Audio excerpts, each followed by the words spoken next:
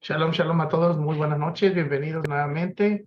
Fundación Or HaHaim les da la bienvenida y continuamos nuestro estudio los días lunes sobre el estudio de fundamento y práctica con nuestro rabino Asher Kakwa, así es que le damos la bienvenida y nuestro rab queda con nosotros. Adelante, querido rab.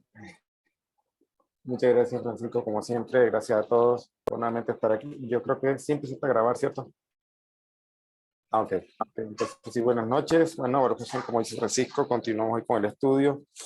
Estuve reflexionando mucho sobre el tema de que veníamos tratando, porque bueno, la idea del curso es un curso, como dijo Francisco, de fundamento y práctica, o sea, de alajá, de todo lo que es la vida no ajena en la práctica, con todos sus matices, con todos sus detalles, y es lo que hemos venido desarrollando. Empezamos con la prohibición de blasfemia y con eso pasamos a cosas prácticas como la tefilá. Hablamos del tema de no comer parte de un animal vivo, hablamos también de con respecto al matrimonio, lo que tiene que ver también con aborto. O sea, hemos estado hablando desde el aspecto práctico en el curso. Sin embargo, en las últimas clases, tal vez las últimas 4 clases, entramos en lo que fue como todas las leyes, o digamos cómo se puede vivir desde la vida mágica, lo que es el duelo, cuando muere un pariente, sobre todo esta dificultad que hay a veces con las personas que, como ustedes, que ya están en Baruch Hashem, en este camino del monoteísmo, que es bastante largo, no tiene límites, es un camino completamente de toda la vida. Me refiero al camino de refinamiento personal. Entonces, entramos ahí como una especie de paréntesis con algunos temas que tienen que ver con la muerte, como para desmitificar algunos conceptos.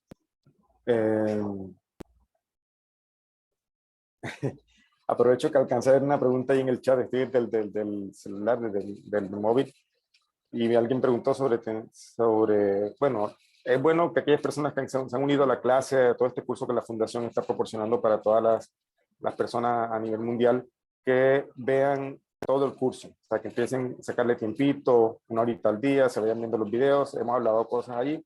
Me hicieron una pregunta que no me la quisiera saltar en este momento, sobre el tema que si está prohibido tener relaciones sexuales sobre el embarazo, en el periodo de embarazo, y hace una pregunta adicional como si esto se podía considerar como derramamiento de semen en vano, y la respuesta es no. No hay prohibición de tener intimidad en el embarazo, y esto no entra dentro de la categoría de relaciones, perdón, de derramarse semen en vano. Rápidamente así digo, derramar semen en vano es todo aquello toda aquella relación que termine en cualquier lugar que no fue el adecuado para procrear. ¿Ya? Eso, ahí respondo rápidamente a esa pregunta. Entonces veníamos hablando de todo eso, todo lo que es el matrimonio, hablamos también de este tema de la intimidad, hablamos del aborto y otras cosas, relaciones prohibidas, homosexualismo, todo eso hablamos.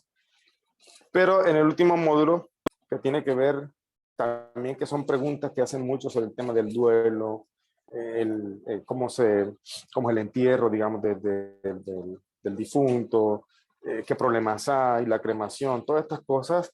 De una u otra forma, esta es una etapa muy importante que tiene que ver también, como cualquier otra etapa de la vida humana, con la espiritualidad, porque somos un conjunto de cuerpo y alma. Por lo tanto, siempre hay un aspecto espiritual y un aspecto físico en la práctica de lo que hacemos con nuestro cuerpo, en la misbot, todo esto. Y precisamente por eso nos metimos como un poquito al tema, vamos a llamarlo así, como un poco místico, de entender algunos conceptos sobre el Geinom, el Gan Eden, desmitificando. El objetivo de eso era desmitificar, sobre todo, y aclarar conceptos, porque son cosas que, si bien las religiones manejan, lo han tergiversado. Entonces entramos en ese orden de ideas allí, que si bien no era la como tal, pero son importantes para desmitificar ideas que se tienen debido a las religiones por las que se ha pasado.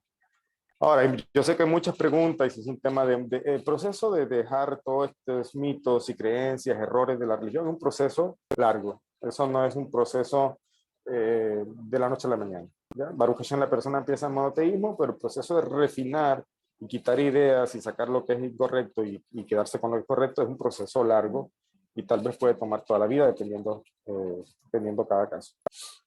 Pero en ese orden de ideas hablamos la última clase sobre Gilgulin, sobre Gilgulin en Neshamot, sí, sobre las reencarnaciones, desde un aspecto un poco muy general. Es un tema complicadísimo, un tema bastante complejo, no logro entenderlo a completitud, es un tema bastante extenso y complejo, pero aplicamos el objetivo práctico, haciendo alusión al curso. El objetivo práctico es precisamente procurar hacer las cosas bien, procurar enmendar aquello que de pronto se falló, etcétera, etcétera. Y procurar aprovechar la vida para refinar el cuerpo. Ok. Yo había hablado de hablar un poco sobre el tema de también desmitificar algunos conceptos como exorcismos, posesiones, explicar cuál es la idea real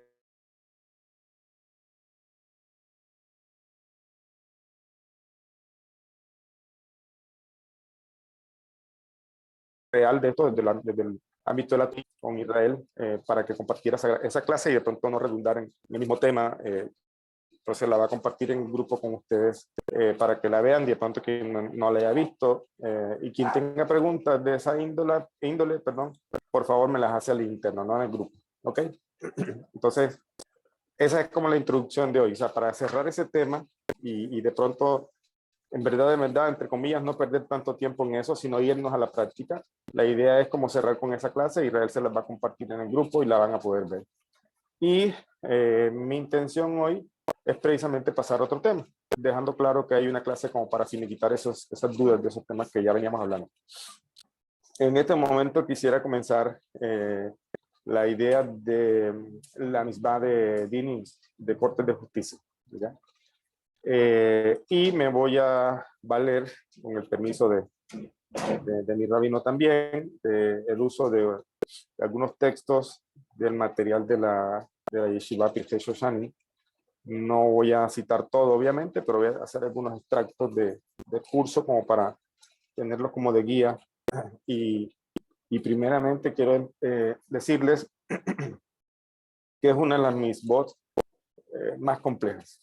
Más compleja en el sentido de que tiene mucho por desarrollarse y precisamente vamos a aprender de lo que hoy vamos a hacer como una especie de introducción, ¿ya?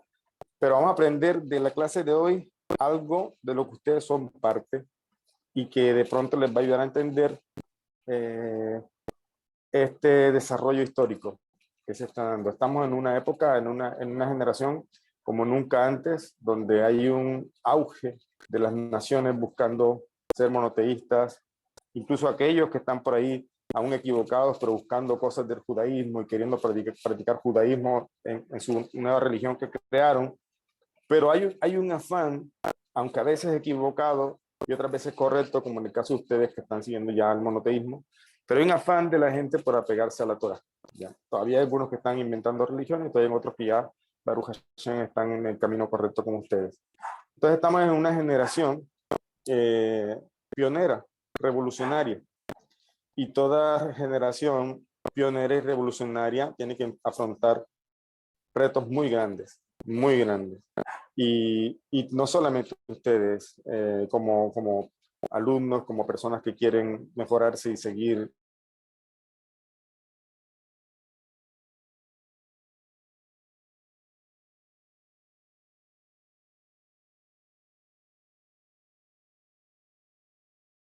Se quedó frisado. en esta vida práctica, su vida, tanto la señal. Hola, ¿me escuchan? Ya está. ¿Ya? Ahora sí, querido. Sí, ahora sí.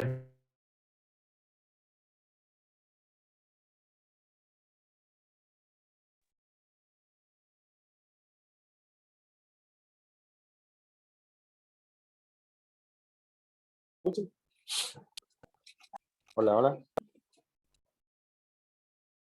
Ya se escucha mejor. ¿Ahora me escuchan bien? Sí. Se le pega, sí. Sí, señor, se escucha.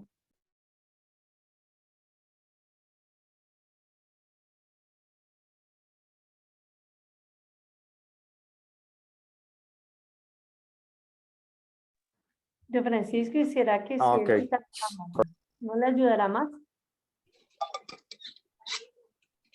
Hola, ¿me escuchan? Sí, ahora sí se escuchará, pero sí hay momentos en que sí se como que se congela el audio.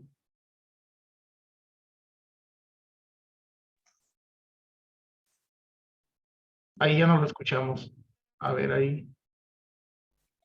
Ah, yo no- Esperen un segundito, voy a entrar y salir. Ya regreso. Sí, muy bien.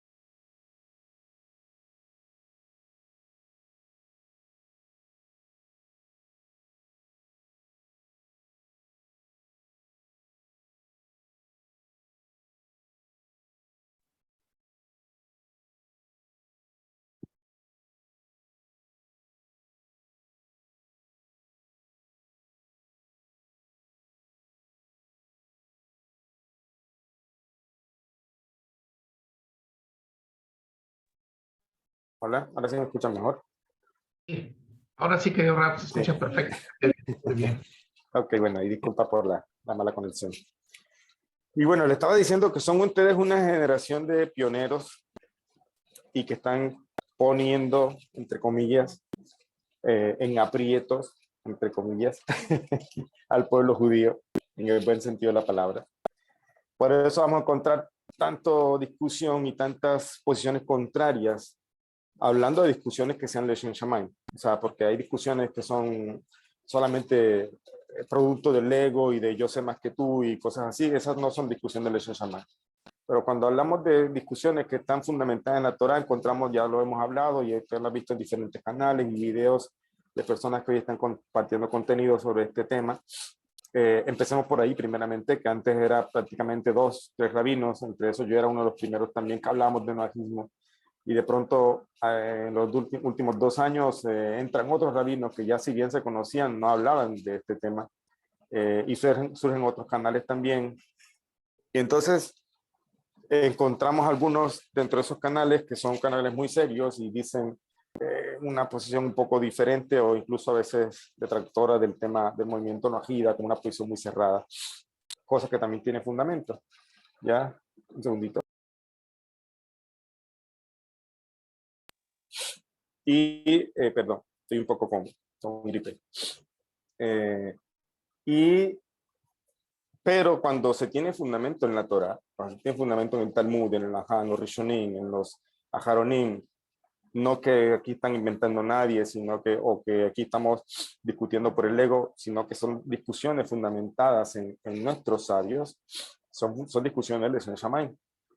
Y precisamente así se establecen muchas veces las leyes. Las leyes tienen que fundamentarse, a veces en discusiones, y a veces cuando una ley o alguien promulga una ley, no importa a veces qué tan grande es el rabino, como vamos a ver el caso de hoy, a veces no es tan aceptada esa ley. Eso es curioso. ¿Ya? Es muy curioso. ¿Por qué? Porque uno diría, bueno, si lo dice el rabino tal, que es un gran rabino, ya todos lo vamos a aceptar. Y no pasa así. El pueblo judío es un pueblo complejo. Es un pueblo complejo y al mismo tiempo dentro de esa complejidad es lo que hace salir esas chispas de luz de la Torá también. Es un pueblo difícil, pero al mismo tiempo esa dificultad o esas almas que tenemos como de siempre buscar un fundamento, algo que esté, y hay posiciones a veces contrarias, aparentemente contrarias, pero como dice el Tania, todas ellas son palabras de Hashem en lo alto, son emet. Y esto al principio puede romper la cabeza en el buen sentido, discúlpeme la expresión de las personas, porque, o sea, nosotros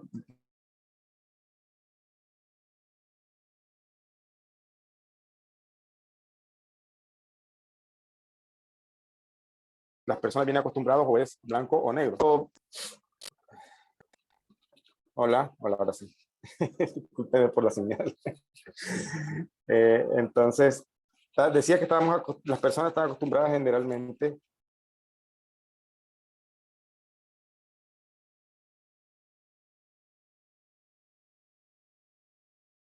a que, bueno, una cosa es blanco o negro.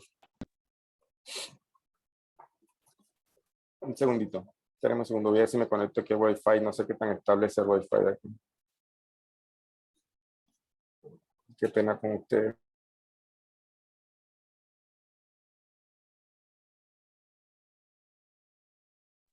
No hay problema, Rabino. Ahora,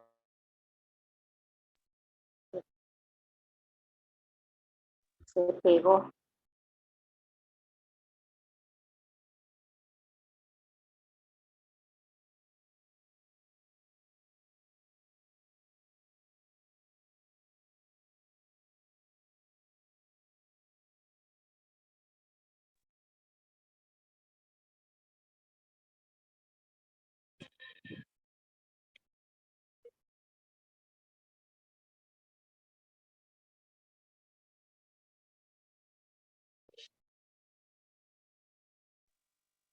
Buena idea es activar la cámara. Sí. Es mejor que la desactive. Sí, cómo no.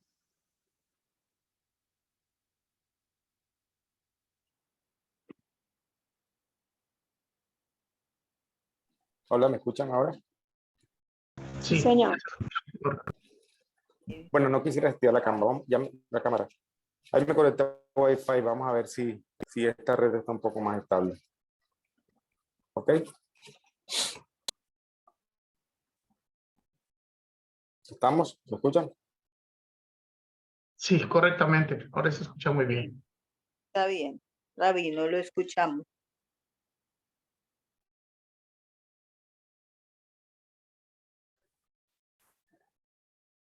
Hola. ¿Me escuchan ahora? Sí, Raba, y se oye. Bueno, va a tocar desconectar la cámara definitivamente. Sí, señor, sí lo escuchamos. Sí, sí. Ok, bueno, espero que no haya más problemas. Ay, disculpen la mala conexión. ¿Qué iba a decir? Bueno, lo que te quería decir rápidamente, que es parte de la clase, esto ya no es una introducción. Es importante entender esta situación en la que estamos actualmente, ¿ya? Donde es a veces complejo entender de que un rabino diga tal cosa y el otro diga tal cosa y ambas son verdades. Eso lo dice el Tania al principio, en el capítulo 1 o 2 creo que dice. Dice que en el tema de alajá, o sea, la Torah revelada, que es la alajá, encontramos posiciones de un extremo al otro y que a final de cuentas todas son emet, son palabras de Hashem en lo alto. Y cuando hablamos de grandes rishonim, obviamente, o de grandes jajamim sobre todo, lo que hacemos muchos de nosotros en el puesto que estamos como rabinos no es más que transmitir ese conocimiento que los grandes sabios de Israel, que son la cabeza, dictaminan y legislan y nos orientan, y cuando ya algo está aceptado, digamos, nosotros enseñamos. Eso es un procedimiento también de lo que tiene que ver con dinim, que son personas expertas en leyes, personas que conocen a completitud, si se puede decir así, la halajá, el Talmud, tienen los argumentos necesarios para poder legislar, establecer leyes. En el caso del pueblo judío es lo que ha venido haciendo desde Moshe Rabenu, ¿ya? Estableciendo leyes que nos ayuden en la medida que el pueblo avanza, que el mundo avanza, vamos a decirlo así, y que se presentan situaciones, se dictaminan leyes para poder llevar la vida judía dentro de los avances o el progreso del mundo. Entonces estamos en una generación donde nunca antes en la historia había sido tan importante preocuparse, vamos a decirlo así, y legislar para las naciones, como ahora. ¿Ya? Eso es algo que realmente está surgiendo ahora, por eso estamos en una situación que encontramos a veces discusiones y algunos que de pronto les cuesta aceptar ciertas cosas y otros que de pronto la dan por sentado, pero lo que decía es que aún dentro de este proceso se enfrentan grandes retos y grandes transformaciones. Y aún a veces cuando se levanta un gran rabino, me refiero que tiene la autoridad para hacerlo, a veces, aunque él legisla algo, o sea, dictamina algo, a veces no siempre eso es aceptado dentro de todo el pueblo judío.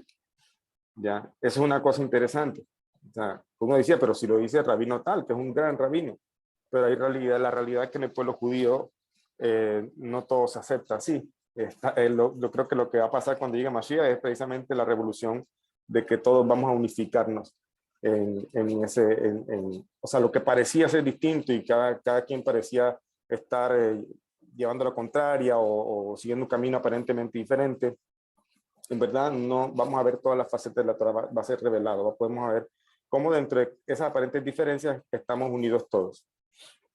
Entonces, ¿qué quiero decir? Por ejemplo, este tema de Dinim tiene que ver con lo que estamos hablando, de legislar. Es lo que los sabios tienen que hacer hoy día también para los noahidas.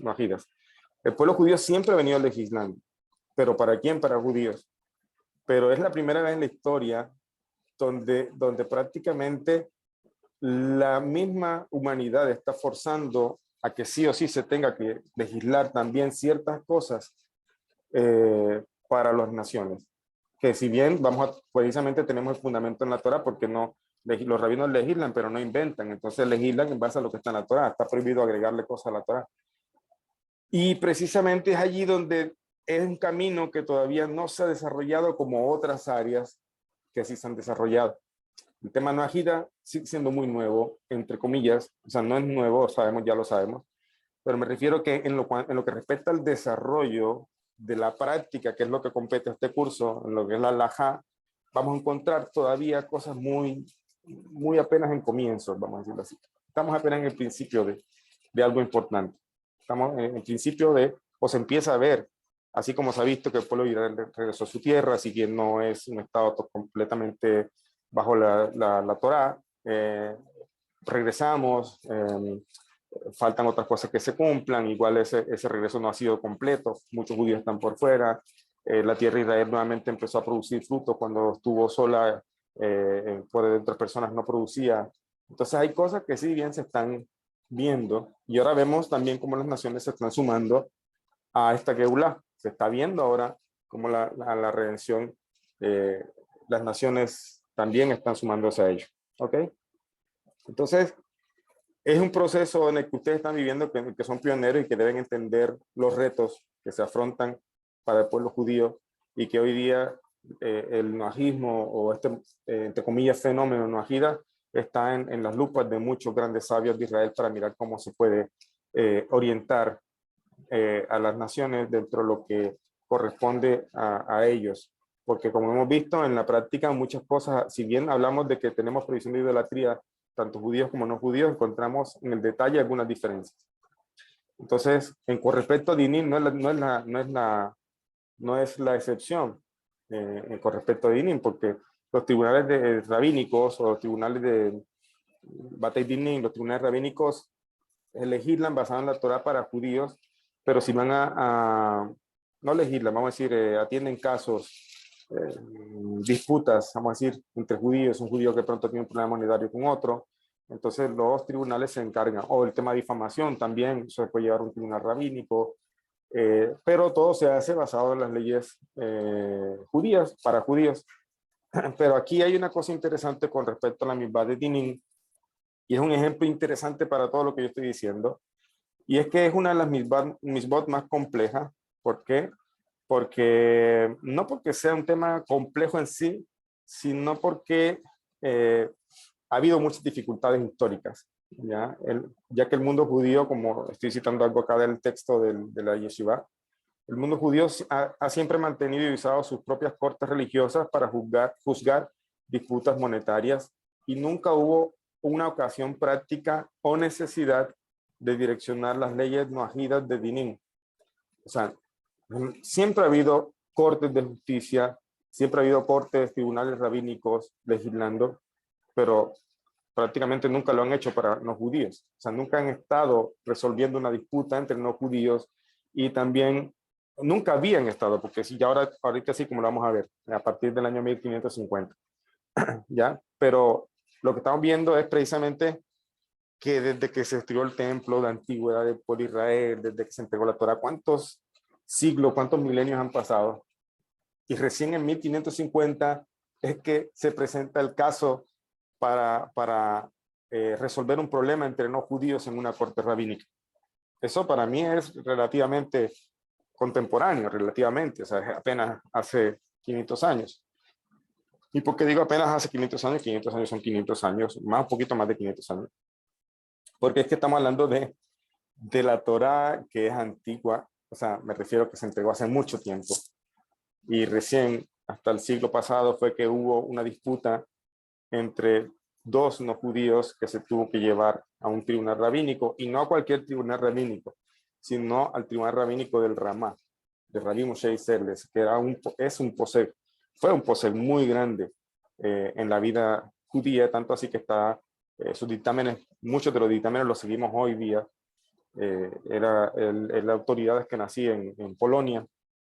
Entonces no era cualquier tribunal donde fueron estos a resolver este problema.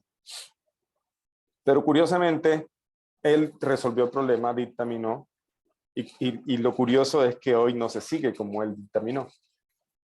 Está viendo lo complejo que es legislar, lo complejo que es establecer leyes, lo complejo que es el pueblo judío también, que no simplemente porque se levantó un gran rabino y dictaminó, porque de pronto sí dictaminó, obviamente dictaminó Leshem Shamayim de una manera correcta, pero a veces eso puede ser para ese dictamen particular, pero cuando hablamos de un dictamen general, a veces las cosas no son tan sencillas. Entonces, el tema de dinim es una de las áreas dentro de lo que tiene que ver con los dinim de Benei Noach. Es un área que no se ha desarrollado tanto, no se había desarrollado tanto, ¿ya? Y que solamente, como vemos aquí, a partir del año 1550, fue que se provocó una evaluación masiva de los dinim para noajidas por parte de los eruditos. O sea, apenas en ese año ocurrió lo que vamos a ver, que le comentaba el caso, y fue como que ahí los sabios tuvieron que esforzarse a ver cómo dictaminaban o cómo dirigían, cómo explicaban, cómo desglosaban la práctica de dinim, o sea, de tribunales, de establecer cortes de justicia por parte de las naciones, ¿ya? Eso es interesante. Obviamente, la pregunta es, bueno, ¿qué me está queriendo decir Rabino? Que esto apenas se mencionó acá. No, en la Torá está ese precepto, el precepto de establecer cortes de justicia. Y abunda con referencia a eso. Por ejemplo, tenemos el pasuk de Génesis 9, del 5 al 6, que dice, ¿por qué de requerir la sangre de vuestras almas? De toda bestia la requeriré. Es de reclamarla de las manos de cualquier animal y de las manos del hombre. De las manos del hermano del hombre reclamaré el alma de su prójimo. El que derrame sangre de su prójimo, por el hombre dará su sangre derramada. O sea, aquí dice, este verso establece claramente un juicio. O sea, Hashem está diciendo que va a demandar, o sea, va a requerir que esto sea una justicia en este caso, y habla específicamente el caso del asesinato. Y dice el paso, dice, de las manos del hombre, de las manos del hombre reclamaré el alma de su prójimo. ¿Ya? El que derrame la sangre de su prójimo, por el hombre dará su sangre derramada. O sea, Hashem hace justicia a través de ¿quién? Del hombre. O sea, Hashem establece hacer justicia, y este es un pasuk que nos habla de justicia, pero también nos está hablando que requiere un castigo que sea llevado a cabo por las manos del hombre. O sea, en otras palabras, Hashem hace justicia, pero esa justicia la hace a través de hombres, es decir, de tribunales, vamos a decirlo así. O sea, aquí se hace alusión a la misbah de dinim, la misbah de hacer corte de justicia, y la justicia tiene que ver, obviamente, con cosas que la Torá, que Hashem prohibió en la Torá. Aquí él dice, el Midrash explica sobre muchos otros ejemplos de expectativas presinaicas de justicia. O sea, es válido analizar entonces cómo era el tema de dinim o tribunales de justicia antes del Sinaí, antes de que se entregara la Torá. Y Ramban, Maimónides, condensa estas alusiones en la siguiente descripción de Hijot Melahim, en Mishneh Torah, en las leyes de los reyes, Hijot Melahim 9:14, ahí donde generalmente siempre citamos al Ramban y Hijot Melahim porque es donde más, uno de los puntos donde más mencionas temas con respecto a no judíos, a Benei Noach, como ya hemos visto. Un segundo. Dice Ramban En informe la Mishneh Torah 9:14 dice: ¿Cómo cumplen los gentiles el mandamiento de establecer leyes y cortes? Están obligados a establecer jueces y magistrados en cada ciudad principal para rendir juicio concerniente a estas 6 mitzvot y para amonestar a la gente sobre su observancia. Un gentil que transgrede estos 7 mandamientos debe ser ejecutado por decapitación. Por esta razón, todos los habitantes de Shechem fueron obligados a morir. Shechem secuestró, lo que tiene que ver con robo. Ellos observaron y estaban al tanto de sus hechos, pero no les juzgaron. Esto es un masloque también bastante interesante. No vamos a entrar en el masloque ahorita con respecto a la guerra de Shechem, porque es un masloque, o sea, una discusión entre Ramban y Nachmanides, o sea, Maimónides y Nachmanides. Tienen diferentes opiniones. Pero hay una cosa interesante que no sé si ustedes sabían aquí, que el tema de los hermanos de Dina yendo a matar a toda la ciudad de Shechem por lo que haya pasado con su hermano. Ellos secuestraron a su hermano. Está el tema de violación y otras cosas, pero mira, secuestrar y violar tiene que ver con la prohibición de robo. También violación tiene que ver con relaciones prohibidas, pero aquí como es forzado, tiene que ver con robo. El tema de una violación tiene que ver con robo.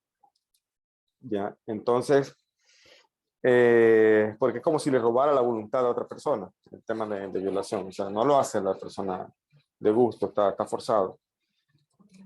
Y escuchamos de que dice la Torah, pues, que ellos, los hermanos de Diná, tomaron y fueron allá y acabaron con toda la ciudad.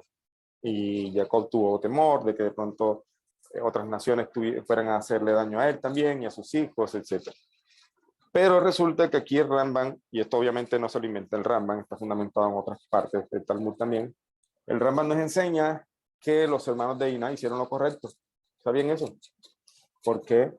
Porque precisamente aquí dice Ramban, nos está diciendo toda nación, en este caso Shechem, tenía la obligación de juzgar. O sea, ellos habían hecho algo prohibido. Fue que hicieron robar, secuestrar y hacer algo que no era adecuado. Pero ellos no juzgaron. O sea, no se establecieron cortes de justicia y no hicieron juicio por este delito que estaba haciendo el príncipe de Shechem. Entonces, eso nos enseña varias cosas. Primero, que no importa qué tan alto sea una persona, no importa si es príncipe, no importa si es rey, él no está por encima de la autoridad. ¿Ya? Es lo que vemos también con el rey de Israel. O sea, el Mashiach no viene a decir, bueno, ustedes tienen que cumplir la ley, pero como yo soy rey, yo no tengo que cumplir la halajá. A mí no me toca eso, no. O sea, ahí aprendemos de lo que es un verdadero concepto de rey. El rey también es justo, también lo aprendemos de Hashem mismo. Hashem no tiene por qué, cuando hablamos de los tribunales que estableció él en el cielo, nos llaman cuando va a hacer juicio, digamos, en Rosh Hashanah, etcétera. Están tribunales acusadores y tribunales que son defensores, etcétera. ¿Para qué hacer eso Hashem? Si eres Dios, debería más bien callarlos a todos y decir, voy a hacer como yo quiero. ¿Ya? Hashem podría hacerlo, pero ahí vemos la cualidad de humildad de Hashem, ¿ya? De que él estableció reglas como un tribunal celestial y él también se sigue por esas reglas. Obviamente, si lo hace Hashem, que ahí muestra la cualidad de humildad, Malhut tiene que ver, o sea, reinado tiene que ver con humildad, cosa que parece, por la historia que hemos visto, parece ser contradictorio, porque lo que hemos visto entre los reyes no judíos es todo lo contrario, es tiranía, yo soy el rey, yo estoy por encima de todos y yo hago lo que quiero. Pero el verdadero reinado es humildad. La persona entre más arriba debe ser humilde, y una parte de esa humildad es cumplir sus leyes. Y aquí vemos a un príncipe que toma y secuestra a una mujer, y no hubo un tribunal de justicia que juzgara esto. Entonces, como no hubo un juicio por esto, entonces, ¿qué dice Ramban antes? Que dije, merecen morir decapitados, o sea, merecen morir por la espada.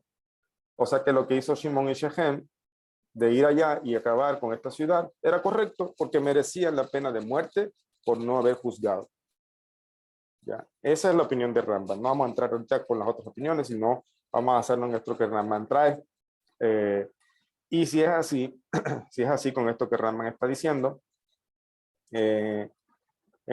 podríamos destacar 3 puntos de esta afirmación de Ramban. No estoy diciendo Todavía no hemos hablado, o sea, en verdad, como dije, es una de los preceptos un poco más complejos. Vamos a llegar, yo sé que hay preguntas, por ejemplo, Rabino, del Tribunal de Justicia de hoy día, de los estados, si cumplen estas leyes. Entonces, para poder responder esa pregunta y para poder llegar a eso, tenemos que entrar en una introducción histórica como lo estamos haciendo ahorita y ver cómo precisamente no es tan fácil a veces, y esperamos obviamente que nuestros sabios, las cabezas de Israel, poco a poco van a ir estableciendo la manera en que se deben hacer estos juicios, etcétera. O sea, el mundo está en una revolución, estamos en la era mesiánica, como dije, y esto, muchas cosas, incluso que tal vez antes o no se habían tratado estos temas con profundidad, no se había determinado leyes, o que de pronto se habían dicho ciertas cosas, puede ser que cambien ahora porque las condiciones también van a cambiar en esta era premesiánica que estamos. Entonces, aquí con respecto a esta afirmación de Rambam que acabamos de leer, dice, ellos están obligados, o sea, 3 puntos a resaltar de esta afirmación de Rambam, y es que ellos, o sea, las naciones, están obligados a apuntar a escoger jueces y magistrados en cada ciudad principal. Esto sería que con respecto a la misma de Dinim, establecer corte de justicia, y esto obliga a los najidas en el establecimiento de cortes. ¿Ya? Esto primeramente, y eso es una afirmación de lo que ya sabemos. El segundo punto de esta afirmación de Rambam es que él dice que los tribunales de justicia, o esta misma de establecer tribunales de justicia, es para vigilar por el cumplimiento de las otras 6 que tienen los najidas, como cuáles, las otras no comer parte de un animal vivo, como es no idolatrar, etcétera. Entonces, la Corte de Justicia, entonces, ¿para qué se hace? ¿Es algo aparte? Dice Rambam, no, es para vigilar que se cumplan las otras 6 leyes establecidas para las naciones. Con respecto a esto, la pregunta es ¿cuál es el contenido de las leyes de Dinim? Rambam establece que estas leyes son fundamentalmente procedurales. Ellas aplican para la Corte y consisten de reglas y métodos para administrar juicio por las otras leyes no ágidas, como ya estamos diciendo. Según Rambam, no pareciera que Dinim incluyera asuntos de ley sustantiva, provisiones reales o demandas sobre el comportamiento de la sociedad o del individuo. O sea, ¿a qué se refiere esto? De pronto un abogado puede tener más idea que yo, pero se refiere, es como que ley sustantiva es como, aquí una búsqueda rápida en Google, vamos a buscarlo aquí. Son como aquí, norma, regla o precepto dictado por una autoridad legislativa que concede un derecho o impone una obligación. Entonces, si ya dijimos que lo que dice Rambam, que este precepto establecer la vigilancia, el cumplimiento de las 6 leyes anteriores, aparentemente, entonces no parecería incluir otro tipo de asuntos que de pronto aparentemente no están dentro de las 7 leyes. ¿Ya? Eso es lo que se refiere como leyes sustantivas. Por ejemplo, temas morales, ya, que será, o sea, bueno, lo que pasa es que, vamos a decirlo así, hay casos que pueden irse en el desarrollo. ¿Cómo? Hicieron uno. ¿Cómo? Perdón, no escuché. ¿Aló? Ah, bueno, no sé si era que tenía el micrófono abierto. O sea, Rambam habla de las 7 preceptos. Ya, de que esta ley de Dinim es para hacer cumplir y vigilar el cumplimiento de las 6 leyes anteriores.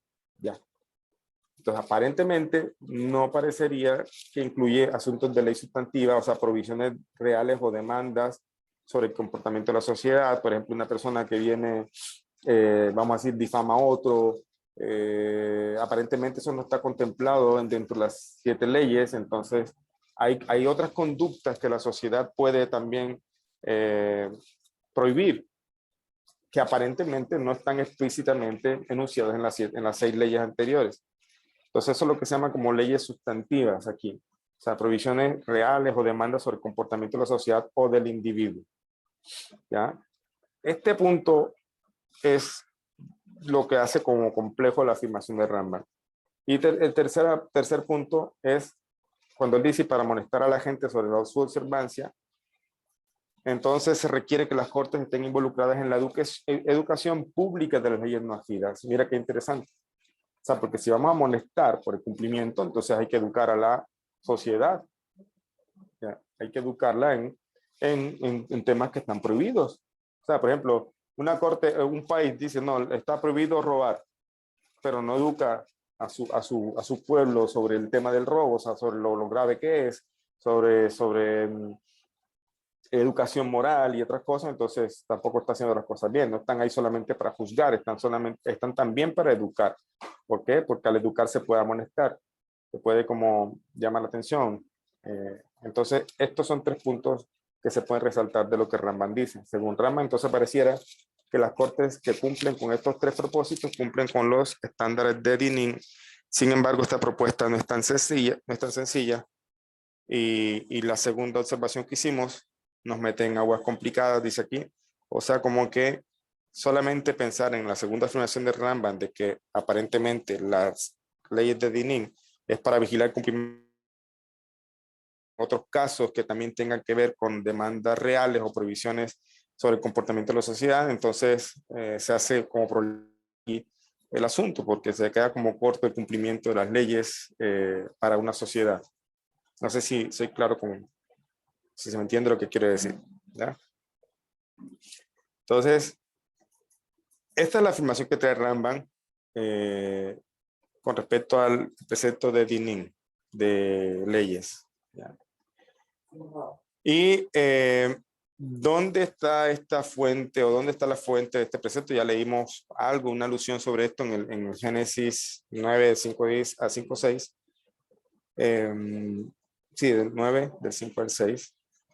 Pero también encontramos en Masej Sanedrín, en el Talmud, una alusión también, un comentario sobre el tema de las leyes de Dinim, en el tema de las leyes no agidas. Dice aquí,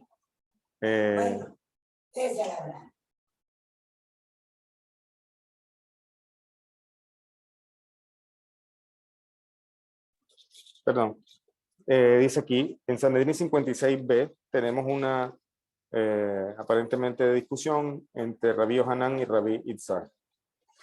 Dice, para entender los problemas implicados, primero tenemos que mirar el pasaje de Sanedrín 56b. Ahí está dicho en Sanedrín 56b, dice, ¿de dónde las 7 leyes no agidas se aprenden? Rabí Yohanan dice que es del verso que dice, Hashem ordenó al hombre diciendo, de cada árbol del huerto podrás comer. ¿Se acuerdan que eso incluso lo pusimos en un examen? ¿De dónde se aprenden las 7 leyes? Y decía de este versículo donde Hashem le ordenaba al hombre no comer del árbol. Y los sabios ahí como que desglosaban este versículo y entendían cómo las 7 leyes estaban enunciadas allí. Y con respecto a esto, precisamente, cuando dice Hashem, Dios ordenó, entonces la palabra ordenó, elude a Dinim. Eso es lo que dice Rabí Yohanan. O sea, dice, ¿dónde aprendemos de este pasuk? De este pasuk, entonces entendemos que hay misbah de Dinim, obviamente, desde el principio de la creación, o sea, de las 7 leyes que se dieron al hombre. Y cuando dice ordenó, de cada árbol del huerto podrás comer, la palabra ordenó significa que hay una alusión aquí a establecer leyes.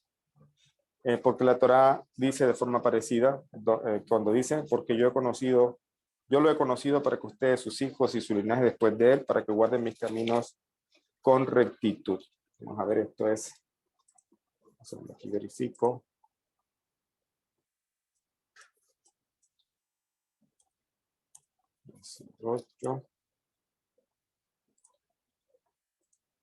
Génesis 18, 19.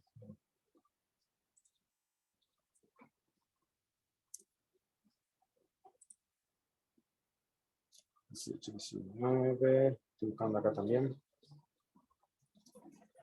Sí, 18 y 19 dice, porque yo sé que mandará a sus hijos y a su casa después de sí, que guarden el camino de Hashem, haciendo justicia y juicio para que haga venir Hashem sobre Abraham lo que he hablado acerca de él. Entonces, dice la Torá, o sea, lo que está diciendo Rabí Yohanan, ¿de dónde aprendemos esto de que ordenó alud a Dinim? Por este pasuk, donde está hablando la Torá también con la palabra ordenó, y hace alusión a un tema de juzgar, de hacer tribunales. Ya, esto dice Rabbi Yohanan, esto lo tenemos en el Talmud. Y cuando llegó Rabbi Itzhak, él dice algo aparentemente contrario, y dice, ordenó, esto alude a idolatría, y Dios, la palabra Elohim, que hace alusión al atributo de Geburah de Hashem, o sea, tenemos los diferentes nombres de Hashem, como lo hemos hablado, y los nombres resaltan atributos de Hashem, por ejemplo, cuando decimos Abayá, que esa hace alusión al atributo de Gesed de Hashem. Y cuando hablamos de Elohim es un nombre que hace alusión al atributo de Geburah, y Geburah tiene que ver con juicio, con disciplina, con juicio. Entonces aquí revisa, dice, la palabra ordenó, aparentemente dice algo contrario, dice no, la palabra ordenó de este pasuk que dijimos, de cuando Hashem le dice, ordenó que no comas de los árboles del huerto, de este árbol del huerto, tiene que ver con idolatría, dice Rabbi Isaac. Y la palabra Elohim, el nombre Elohim, tiene que ver con dinim. ¿Ya? Entonces, ahí se extiende el Talmud en una larga ramificación y discusión sobre el tema de idolatría.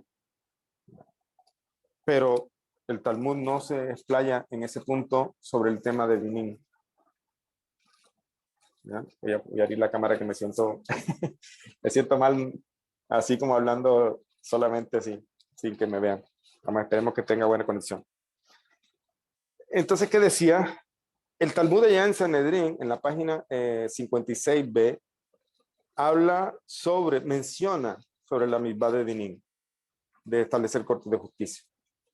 Pero curiosamente, cuando llega Rabbi Itzhak a la discusión, él habla de idolatría, habla de que la palabra de no tiene que ver con idolatría, y el Talmud se explaya entonces en todo lo que tiene que ver con idolatría, y aparentemente dejó el tema de dinim de lado. O sea, no se explayó el Talmud, no aclaró, no concluyó aparentemente, o sea, quedó como en el aire esa discusión sobre el tema de tribunales de justicia. Estamos hablando en la época talmúdica, ya, en la época de hace más de 1000 años. Y esto quedó allí, quedó abierto un paréntesis ahí, y no fue algo de mucha preocupación dentro del estudio judío. Me refiero, sí, siempre se ha estudiado el Talmud, y seguro que estudiaron esta página y han sacado muchas leyes y muchos estudios respecto a esta página y toda esta discusión que está en el Talmud. Pero hay una cosa interesante. Desde ese momento no se había visto esta página del Talmud con la lupa del noajismo. O sea, con la lupa de qué decimos entonces para las naciones. ¿Se entiende? Siempre se ha estudiado, y siempre lo estudiaron los sabios, pero nunca la habían estudiado con la intención de definir, bueno, el tema de dinim para no judíos. O sea, nunca había habido la necesidad en este punto, y eso quedó abierto allí, esa discusión entre Rabbi Itzhak y Rabbi Yohanan quedó aparentemente sin conclusión con respecto al tema de dinim. Se explaya en el tema de idolatría, pero el tema de dinim no. ¿Hasta cuándo? Hasta que en el año 1550 se presenta un problema donde buscan, digamos, al Ramá, Rabbi Moshe Isserles, para que resolviera un problema por derechos de autor aquí entre dos personas no judías. ¿Ya? Ahí es donde le quiero enseñar algo. Estamos viendo un ejemplo de algo que pasó hace cientos de años, hace siglos, donde durante siglos este pasaje quedó abierto allí y no fue, entre comillas, de gran importancia para determinar cosas en la vida noajida. ¿Ya? No fue algo en lo que se ocupó el pueblo judío durante siglos sobre este pasaje para definir sobre el precepto de dinim sobre judíos, sobre no judíos. Y pasaron siglos y esto quedó ahí, y no fue algo realmente importante, entre comillas. No fue importante porque en su momento no había necesidad. Y pasaron siglos y se presenta un problema entre dos no judíos, donde de por medio también había un judío, y dicen, ¿ahora qué hacemos? O sea, no hay nada. Los sabios no hablaron sobre esto, aparentemente. Y tienen que buscar entonces, y buscaron a un gran posej, a Rabbi Moshe Isserles, y él les ayudó a resolver el problema.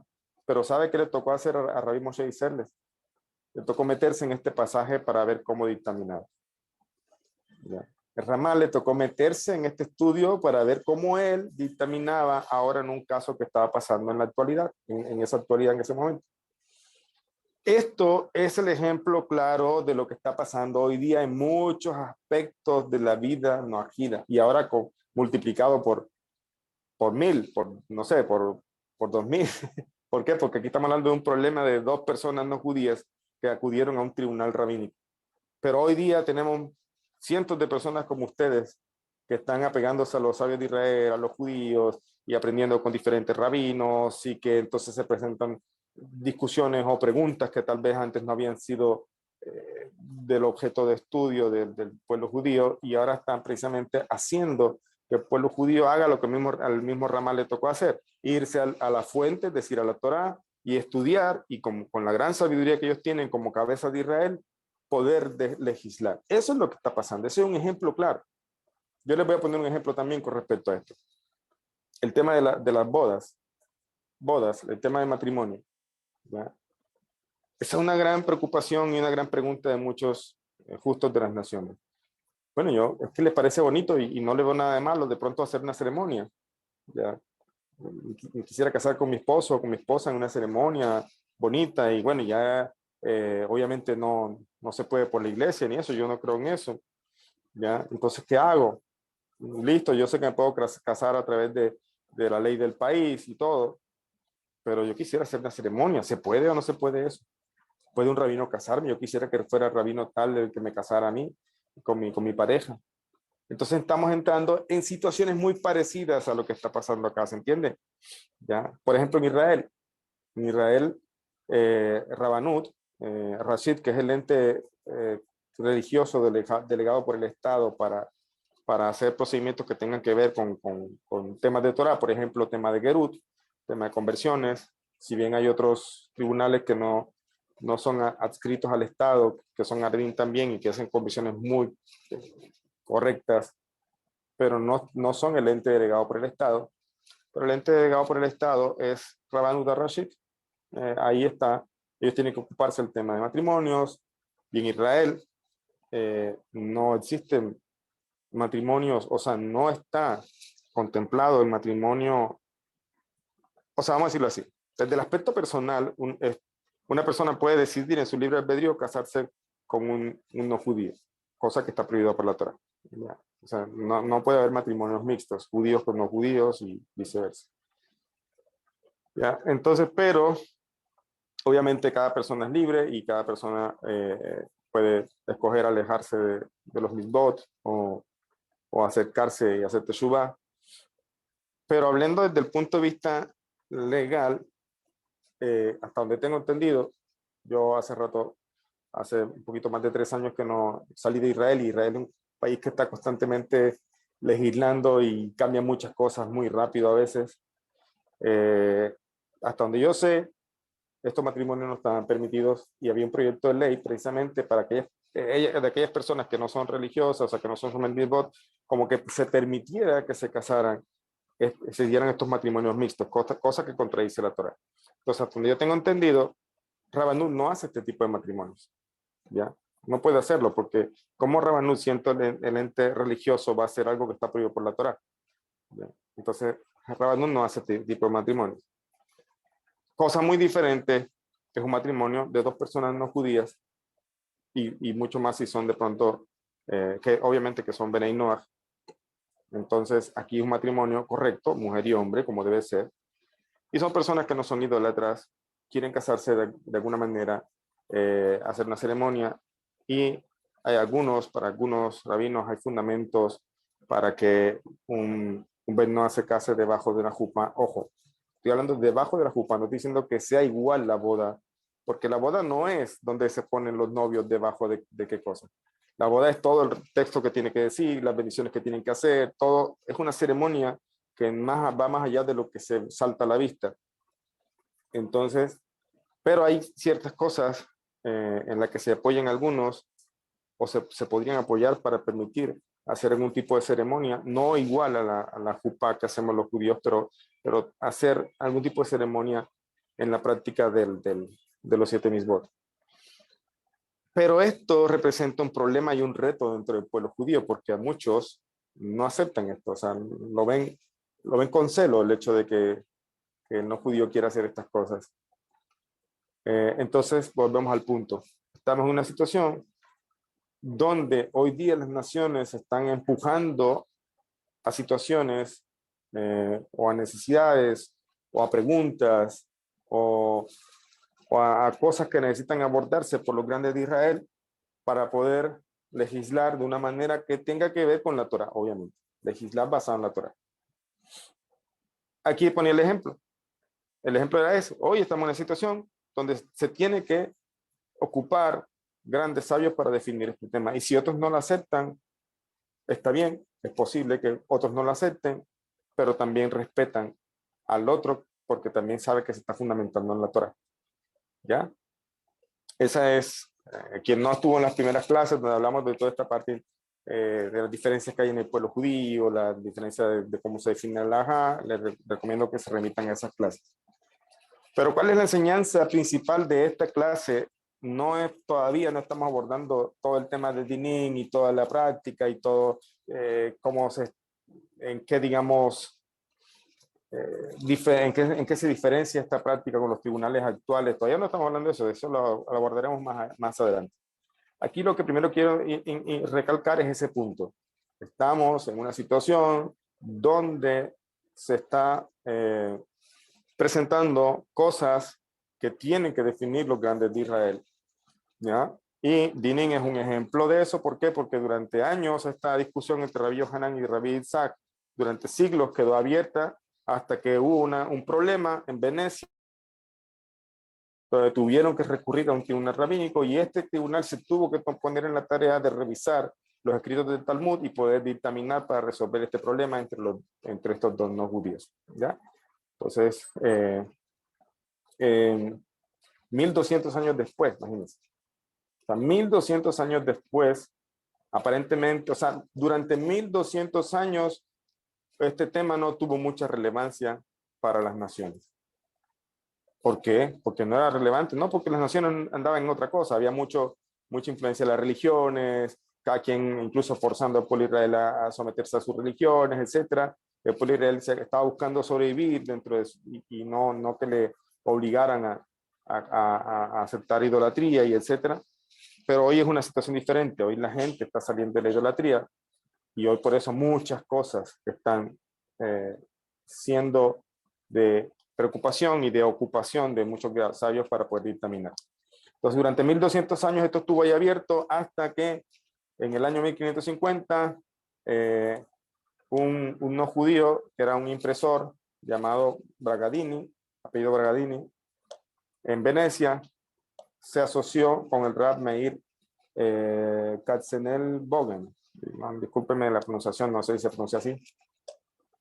Se asoció este no judío con un rabino, este rabino Meir, para publicar una edición emblemática del Mishneh Torah del Rambam con las críticas, o sea, con los comentarios del Rab Meir, de este rabino. Entonces, estamos viendo un no judío que tenía una imprenta que se asocia con un judío, que es el rabino Meir, para publicar una edición del Mishneh Torah con los comentarios del rabino Meir, ¿ya? Y este fue un proyecto masivo que requirió una tremenda cantidad de dinero y labor. Al mismo tiempo, Marco Antonio Giustiniani, que tampoco era judío, era como el rival y competidor del Bragadini, del que se asoció con el rabino. Y él estaba preparando una copia prácticamente de esta edición que ellos estaban haciendo, incorporando los comentarios de Rabbi Meir, pero con una diferencia. Él no citaba a Rabbi Meir, el tema de derechos de autor. ¿Ya? El tema de aquí que él está haciendo prácticamente una copia y tomando los comentarios del rabino que está asociado con el otro no judío, pero los toma como si fueran de él. O sea, no cita a nadie, no le da créditos a nadie. Entonces tenemos un problema aquí de derechos de autor. ¿Y qué pasa? Y él ni siquiera acreditaba, ni citaba, ni pidió permiso, ni nada.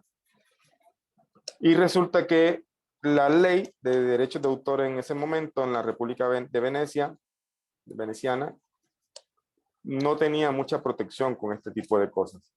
sea, entonces prácticamente el rabino, según la ley del país, no podía hacer nada mientras otro estaba publicando prácticamente una copia de su libro con sus comentarios como si fuera propia. ¿Se entiende el problema? Y la ley del país no le amparaba al rabino, o sea, no le protegían en este problema. Entonces, al darse cuenta que las leyes seculares no ayudaban, Bragadini, que era el no judío asociado con el rabino Meir, apelaron y fueron a la corte de Moshe Isserles, el Ramá. Para los que estudian un poquito o conocen un poco de la halajá judía, han escuchado, etcétera, el Ramá es uno de los más grandes posek que tiene el pueblo judío. O sea, de hecho, el Shulchan Aruch tiene, el Shulchan Aruch es un libro escrito de leyes, o sea, de todo lo que es la ley judía, escrito por Rabbi Yosef Karo, pero se incluyeron después también los comentarios de Ramá, en esa época eran contemporáneos, porque Rabbi Yosef Karo era como el Pesach Halajá del punto de vista como sefaradí, vamos a decirlo así, pero Ramá era desde el punto de vista de Ashkenazí, de Europa, los Ashkenaz, y habían diferencias en los dictámenes, y habían diferencias a veces de costumbres entre Europa y España, etcétera, o sea, me refiero a la Europa de Polonia, por acá. Y entonces, lo que saben un poquito de este tema de la historia judía, de la halajá judía, toda la estructura, vamos a decirlo así, de la vida judía, la parte legal de la ley, está basada entre estos dos grandes, Rabbi Yosef Karo y el Ramá. Son dos grandes, no estamos hablando de cualquier persona, estamos hablando de personas que siguen siendo grandes y pilares en el pueblo judío en la actualidad. Y ellos fueron donde este tribunal, el tribunal de Rabino Ramá, Moshe Isserles, para juzgar sobre el tema de los derechos de autor, en este caso. Y ellos sabían que la resolución del Rabbi Isserles tendría un gran peso en la comunidad judía y si estuviera en su favor garantizaría el éxito. Escuche esto. Por primera vez en más de 1000 años se solicitó de una corte judía juzgar un caso entre dos no judíos. Por primera vez después de 1200 años. Entonces, ¿acaso Giustiniani infringió el derecho de autor de Bragadini? Este caso levantó una pregunta fundamental. ¿Los impresores deberían ser juzgados de acuerdo con las leyes de la Torá o con la ley noajida? Si es con la ley noajida, entonces, ¿qué procedimientos y estándares se dictan por su unidad de dinim? O sea, se hicieron muchas preguntas. ¿Por qué? Porque era un tema que no se había desarrollado, ¿verdad?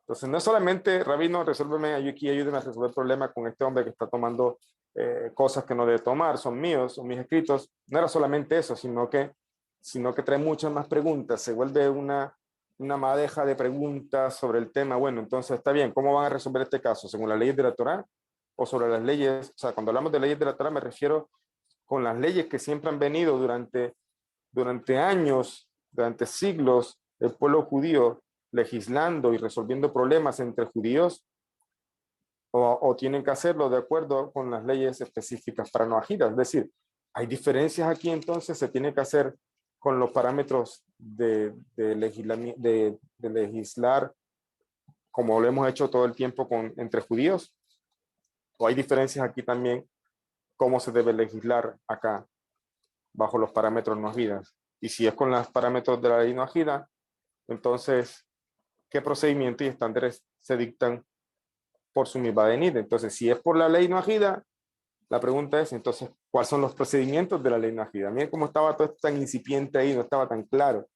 Entonces, bueno, si me estoy diciendo que ahora tengo que resolver este caso bajo la ley noajida, es decir, bajo los parámetros, si bien robo es lo mismo que para judío que para el no judío, en cuanto a la legislación, al resolver problemas, hay diferentes consideraciones, como lo hemos visto. Entonces la pregunta es, bueno, entonces con el tema aquí, si se va a legislar bajo los parámetros de la ley establecida para los no ágidas, entonces ¿cuáles son esos parámetros? Sí, no se ha definido mucho sobre eso. Es un gran problema que tenía aquí en las manos en ese momento, porque nunca se había presentado en los últimos 1200 años un caso así. Es para que vean ustedes, extrapolando eso a lo que está pasando hoy, la situación en la que está el pueblo judío también buscando definir y legislar hoy muchas cosas que van a ser revolucionarias, y que van a ser también, y que son problemáticas para algunos y que no son aceptadas para otros. ¿Por qué? Porque estamos precisamente en un momento donde se tiene que hacer algo. Y el Rama trae su análisis notando la omisión que observamos en Sanedrín. O sea, el Rama se remite a la página de Sanedrín donde allá no se mencionó la misma de Dinin, pero no se definió nada. Se explayaron fue en el tema de idolatría. ¿Se acuerdan? La que acabamos de leer hace un momento. Entonces Rama se va a ese momento y se pregunta por qué el Talmud no se dio el trabajo en comparar las implicaciones de los versos citados por Rabino Yohanan e Isaac en el tema de Nin. Y Rama escribe que no había razón para que el Talmud explicara las diferencias entre los versos de Rabbi Yohanan y Rabbi Isaac porque estas eran demasiado obvias, así dice Rama, tan claras como el sol del mediodía. Y Rabbi Yohanan así define el Rama, en Shelot Beteshuvot Rama, o sea, como en un libro, una colección de respuestas que se le hacen. O sea, hay muchos libros así cuando se consultan a un tribunal. O sea, preguntas y respuestas, es lo que dice. Preguntas y respuestas, como una colección de preguntas y respuestas. La número 10 dice, Rabbi Yohanan dice que los dinim se aprenden de la palabra ordenó, y sabemos que ordenó implica dinim. Esto es por causa de su uso en Génesis 18-19, como ya dijimos. Note que este verso fue afirmado antes de la entrega de las leyes judiciales de la Torá. Por lo tanto, según este verso, la expectativa fue que los noajidas basaran sus leyes y costumbres de justicia en sus propias necesidades y costumbres. O sea, Rama está diciendo que como se dio este precepto de Dinín en este pasuk de Génesis, donde todavía no se había recibido la Torá se recibió en Shemot, o sea, mucho tiempo después. Entonces él dice, aquí por lo tanto se entiende que ellos sí tienen dinín, obviamente, pero tienen que basar estos dinín en sus leyes y costumbres, es decir, no necesariamente bajo los parámetros o los procedimientos judíos. Eso es lo que Rama está diciendo. ¿Ya? Pero después dice, Rabbi Itzhak dice que los dinín se aprenden de Dios, de la palabra Elohim, citando Éxodo 22:7, y este verso fue establecido tras la entrega de la Torá, y se refiere específicamente en contexto a las leyes civiles de la Torá. Por lo tanto, Rabbi Itzhak opina que se espera que los noajidas que juzguen de acuerdo con los estatutos de la ley civil de la Torá. O sea, primero, ¿qué hace Rama? Rama hizo una explicación. Bueno, según la opinión de Rabbi Yohanan, los noajidas tienen que establecer cortes de justicia según sus leyes y parámetros, y no necesariamente bajo los parámetros y leyes de las cortes judías. Pero en el segundo dice, según lo que se entiende entonces de Rabbi Itzhak, que es otra opinión, sí tienen que hacerlo bajo la misma procedimientos de las leyes civiles de la Torá. Y esto trae un problema, porque resulta que Rama dictaminó como esta segunda opinión. El Rama dictaminó que los noajidas tienen que legislar de acuerdo también a las leyes civiles de la Torá. Eso dictaminó el Rama y así resolvió el problema. ¿Ya? Es decir, en ese momento él se basó en eso y resolvió el problema de este tema. No tengo la conclusión, pero sobre esto él dictaminó para resolver el problema entre estos dos no judíos que tenían una disputa, un problema legal. Resulta que esta no es la ley, o sea, no se sigue este dictamen de Rama. Las autoridades posteriores a Rama no aceptaron este dictamen de Rama. Segundo punto de la clase, para que vayan viendo la complejidad de estos temas alágicos, porque el curso es alágico, el curso es sobre alajá. Por eso no se sorprendan de escuchar de pronto otro rabino o grandes rabinos que dicen otra cosa, porque esto no me lo estoy inventando yo. Este curso es de la Yeshiva y ha sido revisado por dayanim importantes también en Israel. Es un curso supervisado, es un curso que también hay posquín aquí también que incluso les tocó dictaminar para establecer el curso de la Yeshiva. Por eso no es de sorprenderse que encontramos autoridades muy grandes, que encontramos autoridades también muy respetables, muy grandes en Torah, que dictaminen una cosa que es emet, sin duda, que es verdad, porque no están inventando nada. Pero no es de extrañarse que hay otras autoridades que no lo aceptan. Para mí es fascinante, no sé cómo lo ven ustedes. O sea, es fascinante, ¿por qué? Porque en verdad esto precisamente ayuda como a abrir la mente. O sea, a veces venimos o sea, entramos en un mundo complejo y al mismo tiempo sencillo, que es la Torá. Ayuda entonces a entender. Yo imagino ustedes cuando empezaron este camino en Ajida y empezaron a escuchar un rabinos y decían, ¿por qué este rabino dice esto y por qué el otro dice esto? O sea, ¿por qué no se ponen de acuerdo? Me confunden. Yo mejor no sigo estos canales. Me van a enredar todo. Entonces, y dice, ¿será que este rabino no es serio? Preguntan algunos, ¿será que este rabino sí es rabino? Y empiezan a indagar y todo, y se descubren entonces que sí son rabinos y que son rabinos respetables. Y ahora más se confunden, dice, pero si son respetables, porque uno dice una cosa y el otro dice otra, y entonces ¿yo qué hago aquí? Entonces, eso, como les voy a resumir así, bienvenidos al mundo de la Torah. Ese es el mundo de la Torah. La Torah es maravilla, o sea, es una cosa que es para todos y tiene 70 facetas y tiene tantas cosas, y que precisamente entre estas tantas cosas pueden haber personas que se aprovechen y meten cosas que no son, y es por eso la responsabilidad de uno hacerse un rabino serio, un rabino que tenga buenas referencias, ya, a un rabino que sea rabino. ¿Por qué? Porque también puede haber personas que dentro de todas estas discusiones argumenten cosas que realmente no tienen ningún fundamento. Ese es el problema.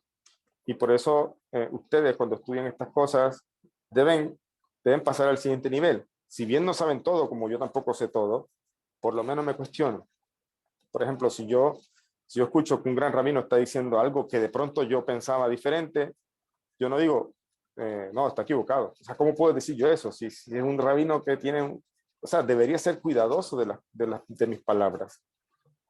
A veces pasa mucho. Yo también cuando estudiaba en Israel y cuando uno sigue estudiando, uno se encuentra cosas a profundidad en la halajá que uno se confronta y dice, wow, yo no, en verdad tenía entendido otra cosa. ¿Ya? Y encuentra palabras de los sabios que dicen, ¿no? Dicen otra cosa aparentemente contraria a lo que uno había entendido. Entonces hay dos cosas aquí. O los sabios están equivocados o yo estoy equivocado. Y realmente, ¿quién es más fácil aceptar de que yo estoy equivocado? Porque los sabios son grandes sabios. ¿Quién soy yo delante de ellos? De los sabios talmúdicos. ¿Quién soy yo delante de Ramá? ¿Ya? Entonces, los sabios que vieron este dictamen de Ramá no estuvieron de acuerdo con él.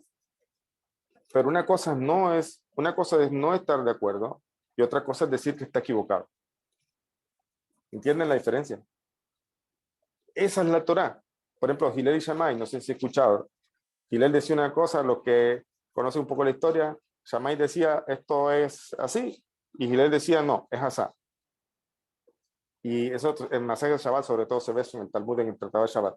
Y nuevamente se reunía en discusión y decía Hillel una cosa y Shammai decía otra. Y después ya Bet Hillel y Bet Shammai, o sea, los discípulos de Hillel, los discípulos de Shammai, y uno se pregunta, bueno, pero ¿qué será que se tenían rabia entre estos dos y solamente se querían llevar la contraria porque uno decía una cosa y el otro aparentemente de maldad le decía otra cosa, lo contrario? Y no es así. Ya no es así. De hecho, Hillel y Shammai se querían muchísimo, eran súper amigos, eran sabios que se querían muchísimo. Pero estamos hablando de sabios que son cabezas de Israel, y el Tania nos explica eso, dice que encontramos diferencia a veces entre las almas de de las cabezas de Israel, que hay almas que están ligadas o vienen su raíz de la parte de Geburá, o sea, de Dinín, que son muy estrictos, y encontramos otras almas de los sabios de Israel que tienen su raíz o están apegadas del lado del Gesed y son un poco más bondadosos. Ejemplo claro es Hillel y Shammai. Hillel era mucho más riguroso, Shammai un poco más liviano en sus preceptos, y la mayoría de los dinim, la mayoría de las leyes quedaron como Hillel. La mayoría de las leyes, sobre todo en Shabbat, quedaron como Hillel. Entonces Shammai estaba mal. No, los sabios explican. Lo que pasa es que, imagínense, si estamos bajo los dinim de Hillel, que él era un poco liviano, bondadoso, vamos a decirlo así en sus dictámenes, y aún así también muchos judíos lastimosamente se alejan porque les parece muy difícil a veces cumplir todos los mitzvot.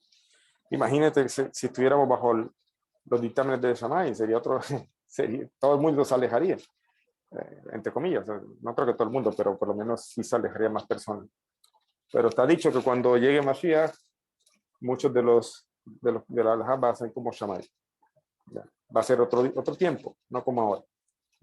Entonces encontramos que realmente un Gesed de Hashem, de que en esta época que no estamos tan fuertes en nuestro compromiso en nuestra unión con Hashem, los estamos siguiendo por preceptos o por dinim, por leyes, sobre todo en este aspecto de Shabbat y otras cositas, desde un aspecto también bondadoso, un aspecto de Gesed. Pero dice el Tania, tanto estas como aquellas, es decir, tanto estas palabras, las de Hillel, como las de Shammai, son palabras de Hashem en lo alto. Hashem habla a través de la boca de estos sabios. Entonces, esa es la complejidad a veces con la que se enfrenta una persona cuando llega al monoteísmo, porque saber que Hashem es uno es un gran paso.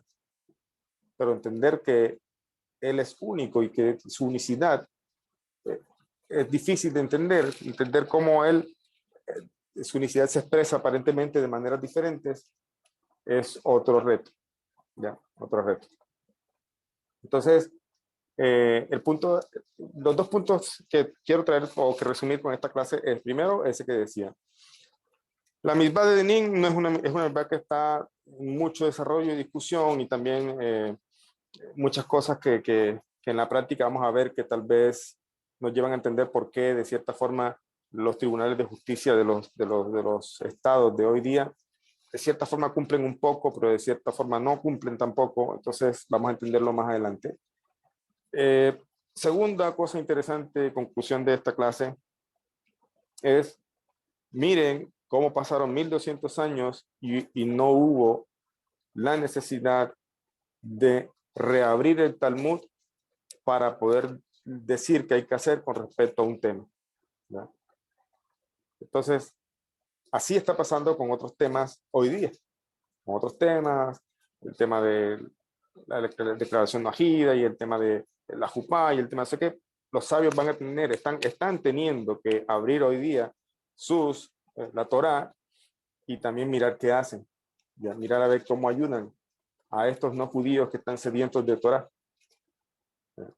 Porque hoy está tocando. ¿Cuántos siglos pasaron? No sé. Imagínense, saca la cuenta. Pasaron muchos siglos. Y hoy día es una necesidad. Y hoy día tienen que hacerlo. Alguien tiene que hacerlo. Alguien tiene que mirar cómo se dictaminan cosas. Tercer punto. Aún así, vamos a encontrar que aunque se dictaminen cosas, vamos a encontrar grandes sabios que también con argumentos no van a estar de acuerdo. Ya, no van a estar de acuerdo. Respuesta, porque estén malos los otros, porque dicen, no, eso está mal, no, porque no siguen otra opinión y también tienen razón en seguir esa opinión. Y esto es algo que va a seguir pasando. El pueblo de Israel es así, dice con respecto, por ejemplo, miremos las 12 tribus de Israel. Si no lo sabían, explica incluso el Sidur Teilad Hashem en la introducción. Explica que cada tribu tenía su portal en los cielos para elevar su tefilá.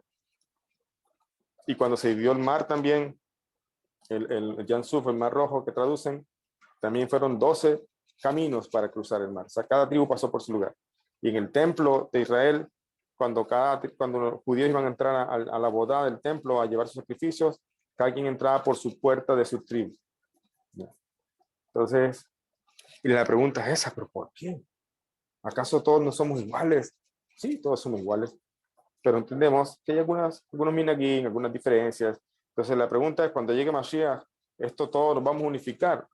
Tal vez no, pero por lo menos va a ser más fácil, más evidente la unidad dentro de las diferencias aparentes. Eso es lo que va a pasar.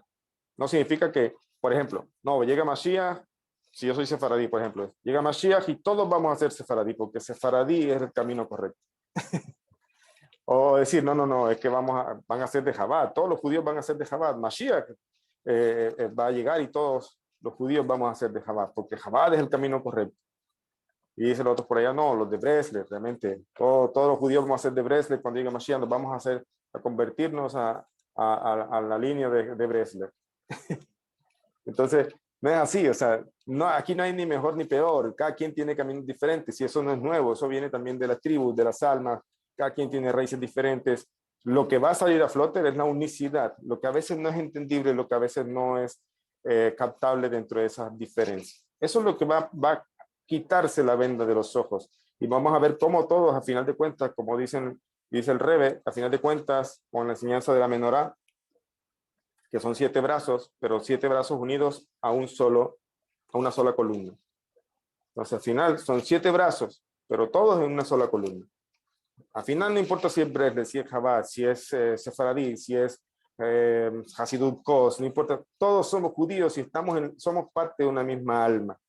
Y los noajidas también, de cierta forma, están en toda su razón de apegarse a tal rabino y sus dictámenes o su enseñanza, o a tal rabino, y están en todo su derecho, digamos, de tener más afinidad con cierto tipo de enseñanza más que otra, mientras no contradiga la Torah, obviamente. ¿Ya? Están en todos sus derechos. Entonces, esto es como la conclusión de la clase, no es entrar de lleno así en la misma de Dinim, y esto es así, y hay que hacer esto, y las cortes tienen que hacer esto, no. Yo quiero, como introducción de este tema, que vean la grandeza de la Torah, y que aunque a veces se levantan grandes rabanín, como vemos aquí en Ramá, posteriormente hay autoridades que de pronto no van de acuerdo con eso, y como vamos según la mayoría, la ha quedado de otra forma, pero no decimos entonces que Ramá esté equivocado, sino que tal vez en su momento se juzgó de manera adecuada, era lo que necesitaba. Pero sí, el pueblo judío tiene aparentemente esa diferencia de líneas, y todos somos una sola alma, y la unidad no es apreciable. Yo podría pensar, y en esto puedo equivocarme, en una opinión personal, que también los noajidas también, no es que van a haber ahora noajidas Breslev, noajidas Chabad, ojo con eso, no van a crear sus religiones y sus cosas. Lo que estoy diciendo es que puede haber noajidas que siguen una enseñanza de rabino que dice esto se puede hacer, el otro que dice no, en verdad, no sé, no voy con eso, pero no por eso caer en el error de decir yo soy mejor, o yo soy peor que tú, o yo porque hice esto, entonces yo estoy en lo correcto y tú no. No, o sea, no hay que caer en eso. Vemos que al final todo esto va a empezar estamos en un momento de revolución, en un momento en que todo esto va a empezar a tomar una forma un poco más, ¿cómo será la palabra? Como más firme, con más fuerza, todo este tema. Pero con el ejemplo de la misma de Dinim, entendemos que hay muchas cosas que necesitan desarrollarse, y Baruch Hashem, desde el año 1550 hasta ahora ya han pasado mucho tiempo y se ha desarrollado un poco más el tema de Dinim, y eso es lo que vamos a ir viendo en la próxima clase, pero las conclusiones estas son importantes como para abrir la mente con el tema de la vida y la revolución noajida que está pasando. ¿Ok? Entonces, ahí terminaría por el día de hoy, y no sé si tienen alguna pregunta, alguna consulta, tienen el espacio ahí para hacer preguntas. Tenemos, estimada Alicia. Adelante, estimada Alicia. Sí, buenas noches. Un comentario y una preguntita pequeñita. Sí. En esto acerca de cuando un rabino le dice una cosa y otro rabino le dice otra. Yo he aprendido, porque esto me ha pasado cuando estaba en clases con el rabino Ariel Grossman, y cuando estoy con usted. Sí. Entonces he aprendido que cuando el rabino Ariel me dice algo, entonces obedezco lo que él me está diciendo en este momento. Y cuando usted nos dice algo, obedezco